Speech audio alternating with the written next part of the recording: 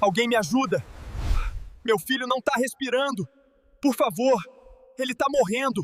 Alguém chama um médico agora! Quem deixou esse animal entrar no meu saguão? Segurança! Tirem o lixo! Agora! Você vai se arrepender disso. Grave bem o meu rosto. O Dr. Felipe não sabia que sou o dono do banco onde financiei minha própria vida.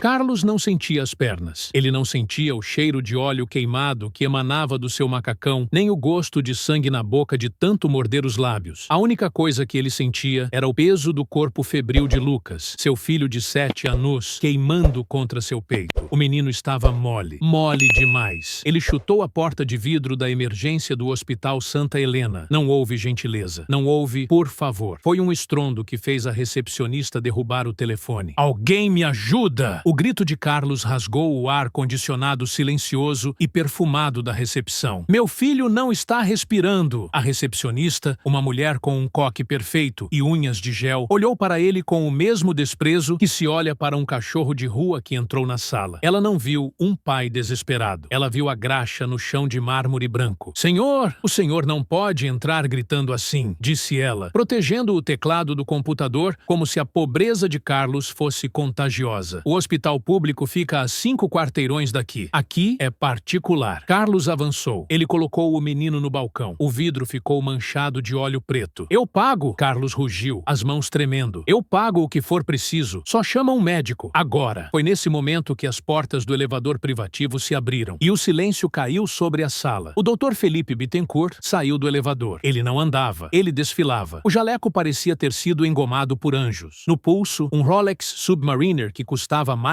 que a casa da maioria dos pacientes. Ele falava ao celular, rindo. Claro, Roberto, o Porsche novo é uma máquina. Chego no clube em 20 minutos. Só vou despachar uns papelados aqui e... Ele parou. Ele viu a cena. Ele viu a mancha de óleo no balcão de importação italiana. Ele viu o homem sujo. Dr. Felipe desligou o celular lentamente. Ele não olhou para o menino roxo e convulsionando levemente no balcão. Ele olhou para o piso. Quem? A voz de Felipe era baixa, perigosa, sibilante, como uma cobra. Quem deixou esse animal entrar no meu saguão? Carlos virou-se para ele. Havia esperança nos olhos do pai. Doutor, graças a Deus, meu filho. Ele desmaiou na oficina. Ele está ardendo em febre. Ele não acorda. Doutor. Felipe levantou uma mão, interrompendo-o. Ele sacou um lenço de seda do bolso e cobriu o nariz. Segurança, disse Felipe, sem nem olhar para Carlos. Tirem isso daqui e mandem a equipe de limpeza desinfetar o balcão. O cheiro é insuportável. O quê? Carlos piscou sem entender. Doutor, ele está morrendo. Leve para o SUS, amigo. Felipe sorriu, um sorriso gelado que não chegava aos olhos. Aqui nós tratamos gente, não tratamos o que quer que vocês sejam. E se você manchou meu piso de mármore Carrara permanentemente, eu vou mandar a conta para o seu barraco. Carlos travou. O instinto de pai lutava contra o choque da humilhação. Eu tenho dinheiro? Carlos tentou enfiar a mão no bolso sujo do macacão para pegar um cartão black que estava escondido ali. Mas Felipe riu. Uma risada alta, debochada, que ecoou pela sala. Dinheiro? Você? Olha para você. Você deve ter roubado a carteira de alguém. Felipe deu um passo à frente e, com a ponta do sapato italiano de couro de crocodilo, chutou a perna de Carlos. Não foi um chute forte, foi um chute de nojo. Sai, agora, antes que eu chame a polícia. Carlos olhou para o médico, depois olhou para o filho. Algo mudou dentro dos olhos de Carlos naquele momento. O desespero deu lugar a algo muito mais frio, muito mais perigoso. Ele pegou o filho no colo novamente. Você vai se arrepender disso, disse Carlos. A voz dele não tremeu. Você vai se arrepender de cada segundo, de cada palavra, de cada respiração que você der a partir de agora. Dr. Felipe apenas acenou para os seguranças. Tirem o lixo. Enquanto Carlos era arrastado para fora, com o filho nos braços, sob a chuva que começava a cair, o Dr. Felipe Bittencourt voltou a pegar o celular. Roberto? Voltei.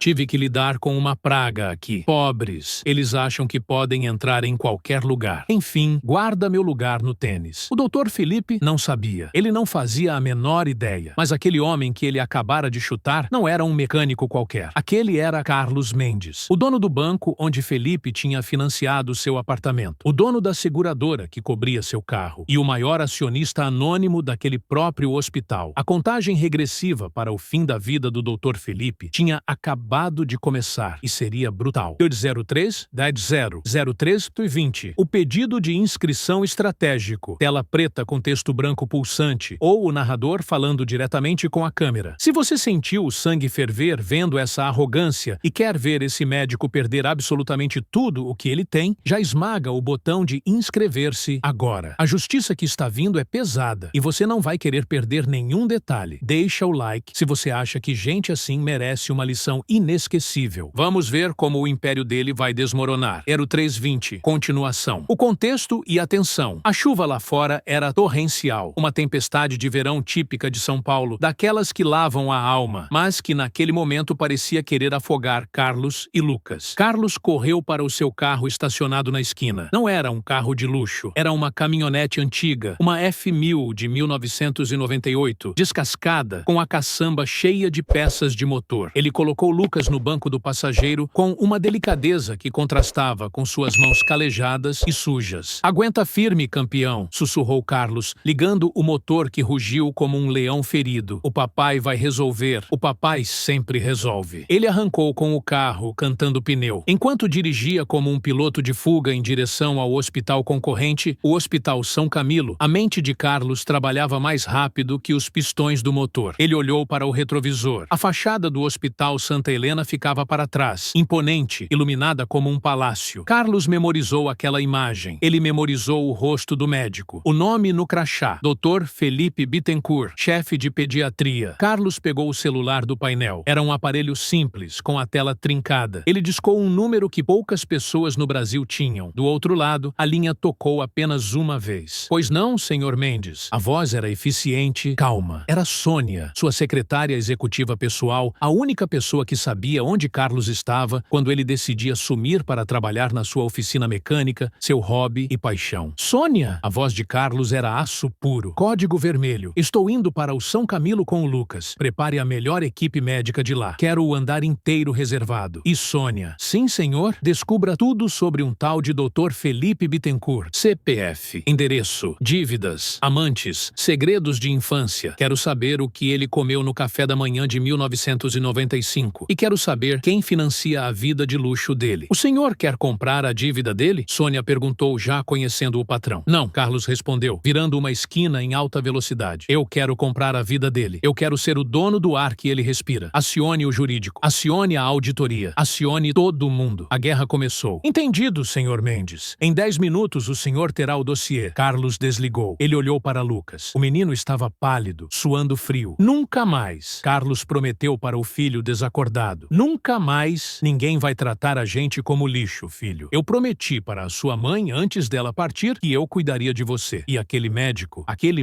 vai desejar nunca ter nascido." Enquanto isso, de volta ao luxuoso saguão do Santa Helena, o doutor Felipe se sentia o rei do mundo. Ele borrifou um perfume caro no ar onde Carlos estivera, fazendo uma careta teatral para as recepcionistas, que riram nervosamente. "Vocês viram a audácia?" Felipe comentava, ajeitando o nó da gravata de seda. "O cara entra aqui parecendo que saiu de um esgoto e acha que pode exigir atendimento. O Brasil está perdido mesmo. Dão um Bolsa Família e eles acham que são gente." Uma das enfermeiras, Cláudia, uma mulher mais velha, com olhos cansados e bondosos, se aproximou timidamente. "Doutor Felipe", ela começou, receosa. "O menino, ele parecia estar mal mesmo. Cianótico. Sinais de insuficiência respiratória grave. E se ele morrer no caminho?" Felipe virou-se para ela, o sorriso desaparecendo. Cláudia, ele suspirou como se explicasse física quântica para uma criança. "Pessoas morrem todos os dias. É a seleção natural. Se o pai gastasse menos tempo se sujando de graxa e mais tempo trabalhando de verdade, talvez pudesse pagar um plano de saúde. Não é problema nosso. O nosso problema é manter o padrão deste hospital. E gente suja baixa o padrão. Entendeu? Ou quer que eu desenhe?" Cláudia baixou a cabeça, engolindo a raiva. Ela precisava do emprego. Ela tinha 3 filhos para criar sozinha. "Entendi, doutor. Ótimo. Agora me traga um café. Expresso, sem açúcar. E vê se não derrama. Esse jaleco custa mais que o seu salário anual." Felipe deu as costas e caminhou em direção ao seu consultório, assobiando. Ele se sentia invencível. Ele era jovem, rico, bonito e poderoso. Ele tinha o mundo aos seus pés. Ele entrou em sua sala, sentou-se na cadeira de couro ergonômica e abriu o aplicativo do banco no seu iPhone de última geração. O saldo estava no vermelho. Novamente. mente. Droga, ele murmurou, franzindo a testa perfeita. Como gastei 40 mil no cartão esse mês? Ele rolou o extrato. Jantares no Fasano, estadia no Copacabana Palace, parcelas do Porsche, roupas da Gucci. A vida de milionário custava caro, especialmente para quem não era, de fato, milionário. Felipe vivia de aparências. Seu salário de 55 mil reais como chefe de pediatria era astronômico para a maioria dos brasileiros. Mas, para o estilo de vida que ele queria projetar, era trocado. Ele estava alavancado. Empréstimos sobre empréstimos. Ele pedalava as dívidas como um ciclista no Tour de France. Preciso daquele bônus trimestral do Dr. Roberto. Ele pensou alto, roendo a unha do polegar. Se eu bater a meta de faturamento da ala pediátrica, ganho mais 100 mil. Isso cobre o rombo e ainda sobra para a viagem a Paris. Ele sorriu, relaxando. Estava tudo sob controle. Ele sempre dava um jeito. Ele era o Dr. Felipe Bittencourt. As regras normais não se aplicavam a ele. O telefone da sua mesa tocou. Era a recepção interna. Doutor, tem uma ligação para o senhor. É do banco. Felipe revirou os olhos. Diga que estou em cirurgia. Que liguem amanhã. Esses gerentes são uns chatos. Doutor, a voz da recepcionista estava trêmula. Não é o gerente da sua conta. É o diretor regional do banco privado. Ele disse que é sobre uma aquisição de ativos de risco. Ele disse que é urgente e que envolve a sua imediata insolvência. Felipe sentiu um frio na espinha. Insolvência? Aquilo era a palavra de advogado para falência. Passa a ligação, ele ordenou tentando manter a voz firme. A linha estalou. Dr. Felipe Bittencourt? A voz do outro lado era grave, profissional e não trazia boas notícias. Sou eu. O que está acontecendo? Vocês não podem me ligar no meio do expediente para oferecer cartões. Não estamos oferecendo nada, doutor. Estou ligando para notificar formalmente que sua dívida imobiliária, referente ao apartamento na Vila Nova Conceição e o financiamento automotivo do veículo Porsche Cayenne, acabaram de ser comprados por uma holding de investimentos. Comprados? Felipe riu nervoso. Como assim comprados? Minha dívida é com vocês? Era, doutor. Mas existe uma cláusula no seu contrato. A cláusula 14B, que permite a cessão de crédito para terceiros em caso de alto risco. A holding CM Participações fez uma oferta à vista pela sua dívida total. Nós aceitamos. A partir de agora, o senhor deve a eles. E daí? Felipe gritou, levantando-se da cadeira. Eu continuo pagando as parcelas. Grande coisa.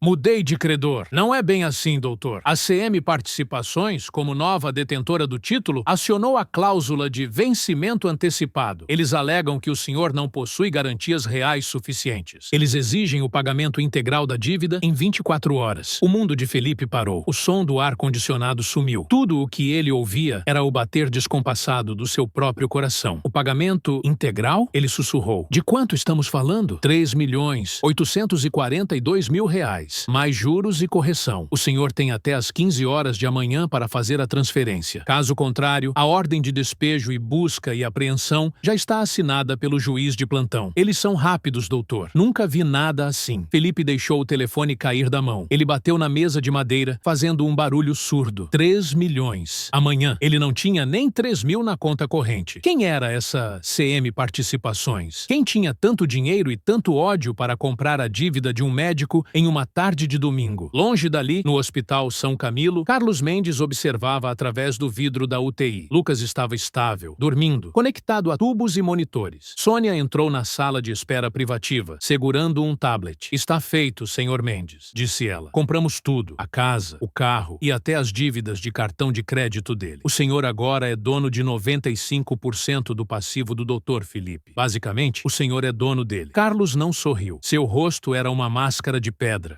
Ótimo, disse ele. Mas isso é só o começo. Ele gosta de humilhar quem trabalha, não é? Ele gosta de se sentir superior. Vamos ver como ele se sente quando tiver que descer do pedestal. Qual é o próximo passo? Perguntou Sônia. Carlos virou-se para ela. Seus olhos brilhavam com uma intensidade assustadora. Amanhã de manhã, eu vou voltar lá. Mas não como Carlos Mendes, o bilionário. Eu vou voltar como o mecânico. Eu quero que ele olhe nos meus olhos quando perder tudo. Quero que ele saiba que foi o lixo que derrubou o rei. Felipe ainda estava paralisado em sua sala, olhando para o telefone mudo sobre a mesa. A notícia da dívida milionária ecoava em sua mente como um sino fúnebre. 3 milhões. 24 horas. Ele correu para o banheiro privativo de seu consultório e jogou água gelada no rosto. Olhou-se no espelho. Viu o medo em seus olhos castanhos, mas rapidamente o mascarou com a arrogância habitual. Calma, Felipe. Calma, ele disse para seu reflexo. Você é o Dr. Felipe Bittencourt. Você é brilhante. Você sempre sai por cima. Isso é só um erro administrativo. Algum idiota dessa CM Participações vai ser demitido por isso. Ele secou o rosto com uma toalha de algodão egípcio, ajeitou o cabelo e saiu do banheiro. Ele precisava falar com o Dr. Roberto, o diretor-geral do hospital. Roberto era como um pai para ele. Roberto o protegia. Roberto certamente lhe adiantaria o bônus, ou talvez até lhe emprestasse o dinheiro. Afinal, Felipe era a estrela da pediatria. O hospital precisava dele. Ele caminhou pelos corredores largos do Santa Helena, ignorando os boa tarde das enfermeiras e residentes. Sua mente estava focada em uma única missão: sobrevivência. Ao chegar à sala da diretoria, a secretária de Roberto, Dona Marta, uma senhora de 60 anos que trabalhava ali desde a fundação, barrou sua entrada. Dr. Felipe, o Dr. Roberto está em uma reunião importante. Não pode ser interrompido. Marta, por favor. Felipe forçou um sorriso charmoso, aquele que costumava derreter corações. É urgente. É sobre o caso daquele paciente da manhã. Preciso de uma assinatura dele. Sinto muito, doutor. A ordem foi expressa. Ele está com um investidor. Felipe bufou, impaciente. Ele andou de um lado para o outro na recepção. Investidor? No domingo? Quem faz reunião de negócios num domingo de chuva? Parece que é um acionista majoritário que raramente aparece, comentou Marta, baixando o tom de voz. Dizem que ele é muito exigente. Nesse momento,